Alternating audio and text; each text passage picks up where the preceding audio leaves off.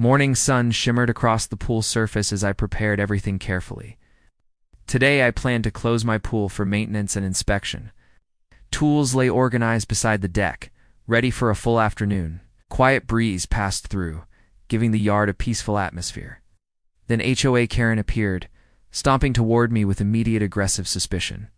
Her eyes scanned everything like she owned the entire neighborhood outright.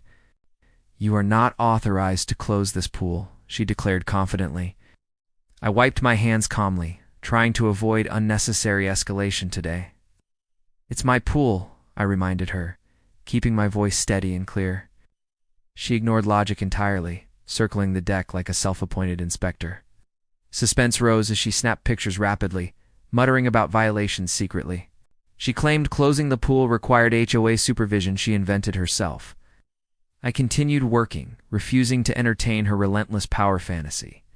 Karen gasped dramatically when I removed the main filtration cover. "I'm calling 911, she shouted, believing she uncovered some criminal event. I froze briefly, stunned by her extreme overreaction once again. She dialed the number proudly, pacing like a triumphant team captain. Dispatch answered, forcing her to explain her ridiculous accusations. "He's shutting down community water property," she insisted falsely. I facepalmed quietly, exhausted by her nonstop delusions.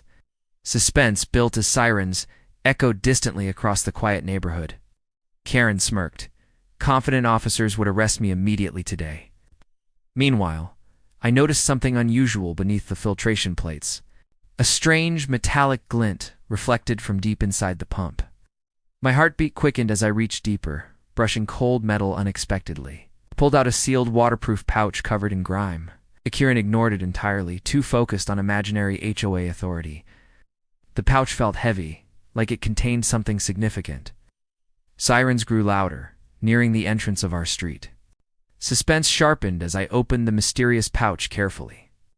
Inside lay several old keys and a rusted metal badge. Engravings matched designs used decades ago by defunct local agencies.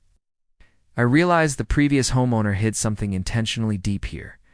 Karen marched closer, shouting orders nobody respected or acknowledged. "Put that down immediately," she demanded with theatrical intensity. Police arrived, stepping out cautiously after hearing a report. Officers scanned the scene, confused by the lack of any emergency. Karen rushed toward them, pointing at me aggressively again. "He's destroying community property," she insisted with absolute certainty. The sergeant frowned, glancing at my private property documentation. Suspense escalated as officers requested details about the discovery.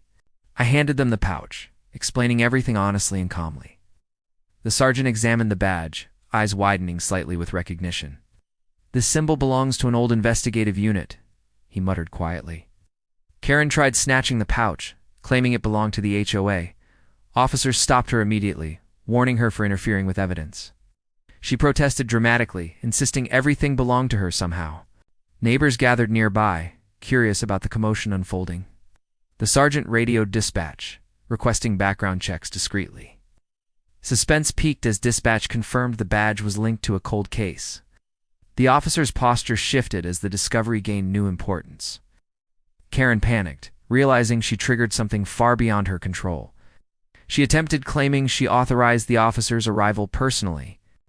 The sergeant corrected her sharply, shutting her delusions down instantly. He asked me to continue inspecting the pump area carefully. Karen objected loudly, trying to prevent the search despite zero authority. Officers asked her to step back repeatedly as she continued yelling. Suspense heightened again when I found another hidden compartment inside. Something metallic rattled against pipes beneath the housing. I reached further, pulling out a small waterproof lockbox. Karen gasped, claiming it contained HOA classified materials, which was nonsense. Officers exchanged looks, now fully invested in the situation. I handed the box over, letting them handle protocol properly. The sergeant used tools to open it carefully and professionally. Inside lay several memory cards and sealed photographs. Karen leaned forward, pretending she knew their origin or importance. Officers stopped her again, warning her to maintain distance immediately. Dispatch confirmed the photos matched evidence from a missing person investigation. Karen's expression collapsed completely as the truth overwhelmed her confusion. The sergeant praised my calm assistance during this unexpected discovery. Karen argued again, insisting she knew something suspicious was happening. Officers reminded her false reporting was a serious legal offense. She tried blaming me for hiding secret government materials. The officers ignored her rambling, focusing on real evidence found. They documented everything carefully, preparing to transport the items. Karen claimed she deserved partial credit for the discovery. Neighbors laughed quietly, tired of her fabricated authority. Officers informed her she would be cited for false emergency reporting. Karen nearly fainted, begging for them to reconsider her charges. They rejected her plea, explaining her actions wasted valuable resources. Suspense tapered as officers finished gathering evidence for proper analysis. The sergeant thanked me again, assuring the case would now move forward. Karen tried appealing to the HOA board, but nobody supported her illusions. The board apologized to me privately for her repeated harassment. I accepted their apology, understanding Karen acted independently always. Police escorted Karen toward the cruiser despite her frantic objections. She yelled about pool jurisdiction, embarrassing herself further publicly.